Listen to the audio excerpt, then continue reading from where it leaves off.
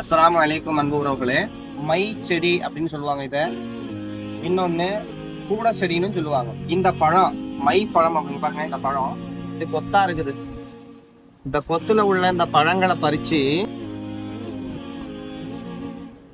இந்த மை பழத்தை வச்சுதான் அந்த காலத்துல இறகுகளை வச்சு, பறவையோட இறகுகளை வச்சோ அல்லது குச்சிகளை வச்சோ, எழுதுகோள்களை வச்சு என்ன பண்ணா தொட்டு மைய தொட்டு எழுதியிருக்கிறாங்க. இப்ப நம்ம அதே மாதிரி எழுதி பார்ப்போம் வாங்க. அதாவது இறைவனுடைய படைப்புல எதுவுமே வீண் கிடையாது அப்படிங்கிறத இறைவனுடைய குரான்ல சொல்றா. ரொம்பனா பலபத்தா ஆதா பாத்திலா. அப்போ நான் இது எதுவுமே ரச்சனாங்க என்னது, நான் இதை எதுவுமே வீணுக்காக இந்த உலகத்தை எதுவுமே படைக்கல அப்படின்னு சொல்றது. அப்போ ஒரு பழங்களை செடி கொடியா இருக்கட்டும் எதா இருந்தாலுமே வீணுக்காக இல்லைங்கிறது நமக்கு தெரியும்.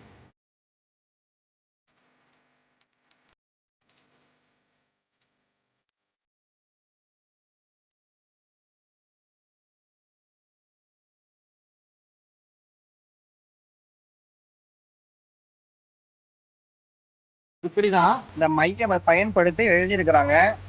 இதெல்லாம் அரசர்கள் இருக்கக்கூடிய அந்த இடங்கள்ல தோட்டங்கள் அமைச்சு இந்த பழங்களை, அவசியம் உள்ள பழங்களை வளர்த்திருக்கிறாங்க. நிறைய தற்சார்பு வாழ்க்கை, அதாவது கெமிக்கல் இல்லாத வாழ்க்கையை ஆரம்பத்திலே வாழ்ந்துருக்கிறாங்க. இப்ப நினைச்சது இப்ப உள்ள வாழ்க்கையெல்லாம் சரியான வாழ்க்கை, முன்னேற்றம் நினைச்சிட்டு போனா இதை விட அட்வான்ஸா இருந்திருக்கிறாங்க. இவ்வளவு அழகா இருக்குது பாருங்க.